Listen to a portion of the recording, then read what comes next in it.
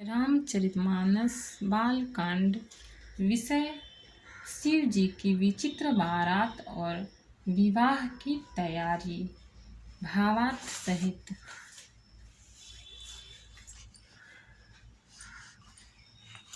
तात अनल कर सहज सुभाऊ, हिमते ही निकट जाई नहीं काऊ। गए समीप सो अवसि नसाई, असी मन्मथ महेश की नाई। हे तात, अग्नि का तो यह सहज स्वभाव ही है कि पाला उसके समीप कभी जा ही नहीं सकता और जाने पर वह अवश्य नष्ट हो जाएगा। महादेव जी और कामदेव के संबंध में भी यही न्याय बात समझना चाहिए। दोहा। ही हर से मुनि बचन सुनी, देखी प्रीति विश्वास। भय चले भवानी ही नाई सिर, गए हिमाचल पास। पार्वती के वचन सुनकर और उनका प्रेम तथा विश्वास देखकर मुनि हृदय में बड़े प्रसन्न हुए। वे भवानी को सिर नवाकर चल दिए और हिमाचल के पास पहुँचे। सब प्रसंग गिरिपति ही सुनावा, मदन दहन सुनि अति दुख पावा। बहुरी कहे रति कर वरदाना, सुनि हिमवंत बहुत सुख माना। उन्होंने पर्वतराज हिमाचल को सब हाल सुनाया। कामदेव जी का भस्म होना सुनकर हिमाचल बहुत दुखी हुए। फिर मुनियों ने रति के वरदान की बात कही। उसे सुनकर हिमवान ने बहुत सुख माना। हृदय विचारी शंभु प्रभुताई, सादर मुनि बर लिए बोलाई।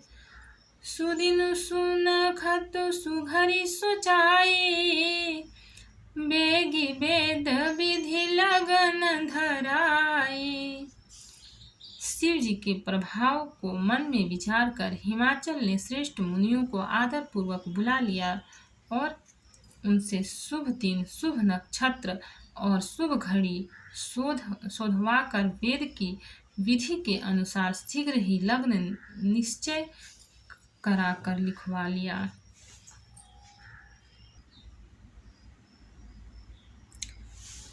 पत्र सतर सिन सोई दिन ही, गही पद विनय हिमाचल किन्ही।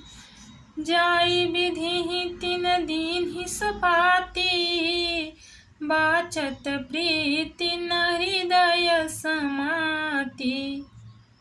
फिर हिमाचल ने वह लग्न पत्रिका सप्तर्षियों को दे दी और चरण पकड़कर उनकी विनती की।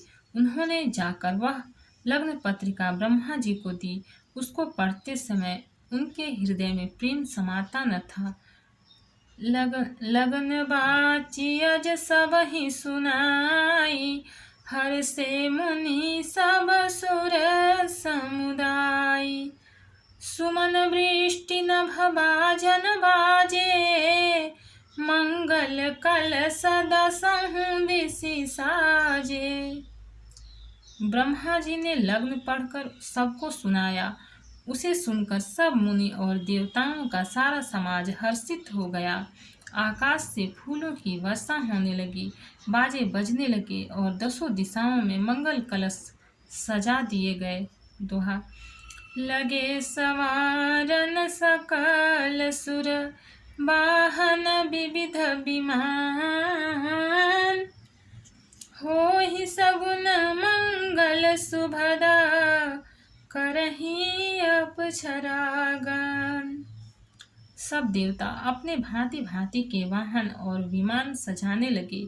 कल्याणप्रद मंगल शकुन होने लगे और अप्सराएं गाने लगीं।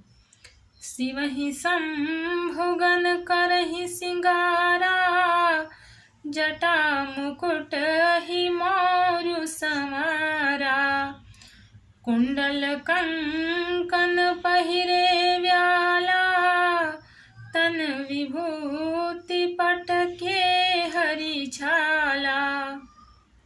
शिव जी का श्रृंगार करने लगे। जटाओं का मुकुट बनाकर उस पर सांपों का मोर सजाया गया। शिव जी ने सांपों के ही कुंडल और कंकण पहने, शरीर पर विभूति रमाई और वस्त्र की जगह बाघंबर लपेट लिया। भक्त और भगवान की जय। चैनल को लाइक और सब्सक्राइब करें। आगे का पाठ, आगे का एपिसोड में मिलेगा। कमेंट में जय श्री सीताराम जी लिखें।